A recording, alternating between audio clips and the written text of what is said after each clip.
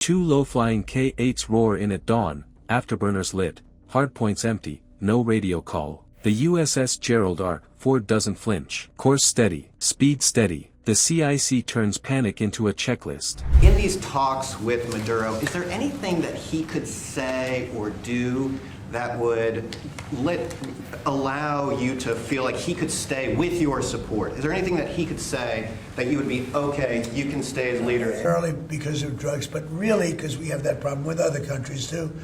But more than any other country, the release of prisoners into our country has been a disaster. He's emptied his jails. Others have done that also. It's hard to say that. You know, the question's a little bit tricky. I don't think it was meant to be tricky. It's just that, look, he's done tremendous damage to our country. He has not been good to the United States. So we'll see what happens at a certain period of time. But then radar paints two more returns inbound. 4 contacts. Bearing 217. You've got Hornets spinning up, an E-2D building the sky picture, and ROE hanging like a tripwire. How close can an adversary push before doctrine says shoot? Stay with me, we'll dissect the one decision that mattered, shadow or strike. Comment your choice below. Before we move on, I'd like to ask you a small favor. If you appreciate this content, please take a second to like this video and subscribe to the channel. Over 98% of you watch the videos without subscribing. It costs you nothing, but it makes a huge difference to us. So, did you click the subscribe button? Great! Thank you so much. Now, back to the video. You suggested you've made a decision about what you want to do next to Venezuela. I understand you don't want to tip your hand, but is there anything you're ready to rule out at this point? Are you ruling out U.S. troops on the ground? No, I don't rule out that. I don't rule out anything. We just have to take care of Venezuela. I'm not in love with the people running Venezuela. I love Justin Maduro wants to talk. Are you prepared to speak with him directly? Would you commit to doing that before you order strikes? Yeah, I probably would talk to him. Yeah, I talk to everybody in Venezuela. I love the people of Venezuela.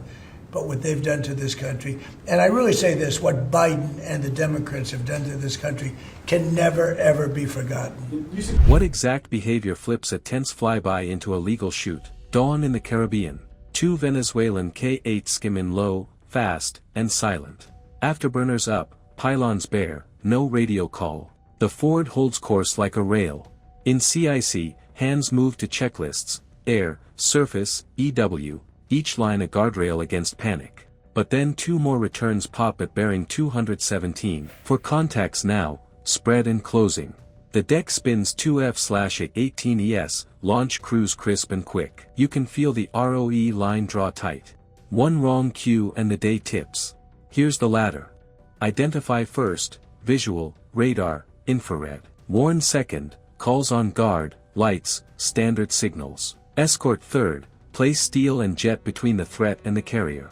Engage only if hostile intent is confirmed or safety is at risk. Empty pylons muddy the call. No declared radar lock muddies it more. You read behavior, angles, closure, not just hardware. The E-2D Hawkeye stitches the sky into one map, holds the whole scene steady. Spy 3 builds tracks with clean beams. Fleur pulls heat outlines and attitude. Data links push it all into the Hornet glass. A sensor web becomes the shield. Not the missiles. Complication hits. Lead K-8 rolls inverted and snaps into a dive toward the screen. Wake turbulence rattles the destroyer Mason. Close.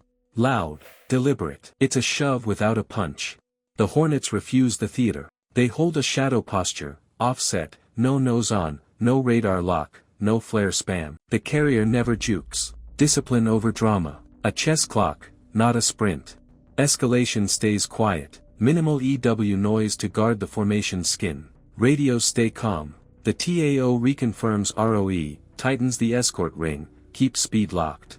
The near miss doesn't turn to war. Doctrine defines action, sensors erase guesswork, and tempers stay cold. It's early September. President Donald Trump has ordered a series of controversial military strikes on boats in the Caribbean and the Eastern Pacific. The administration says the vessels were smuggling drugs from Venezuela and from Colombia. But officials in both countries, and many in Washington, are questioning whether that's true. They claim the 11 people killed were linked to Venezuelan President Nicolas Maduro. Maduro denied it. Venezuela es un país libre de producción de hoja de coca. It started on September 2nd, when President Trump posted a video online that showed what he said was a strike on a, quote, Venezuelan narco-terrorist boat. The lesson is plain: a rush without warning isn't an auto trigger. Intent lives in the pattern, not the splash. But then one jet lingers, one fades off radar, and a faint spike hints at a paint. The line nudges again, slow and sly, asking if restraint still holds. How do you beat a dive and a radar spike without firing or yielding?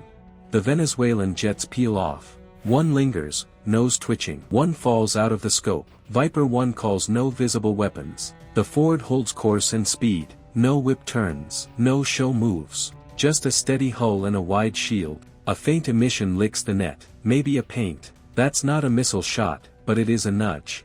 You read it for what it is, theater with teeth. Does it cross the line? Not yet. But it writes a new line for the next minute. Here's the math the crew runs. Distance band set what you can do and when. At the outer ring, you call and log. Mid-band, you offset and block.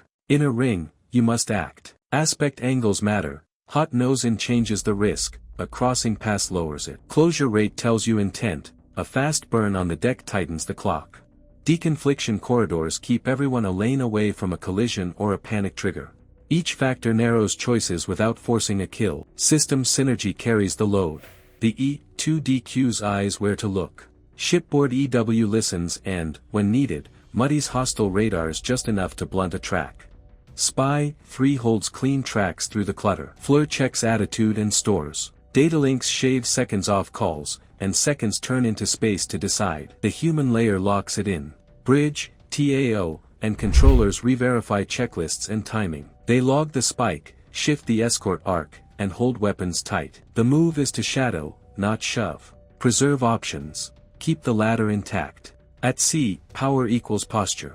A carrier that doesn't yield under push deters more than a flash of fire. One side's broadcast calls it a retreat.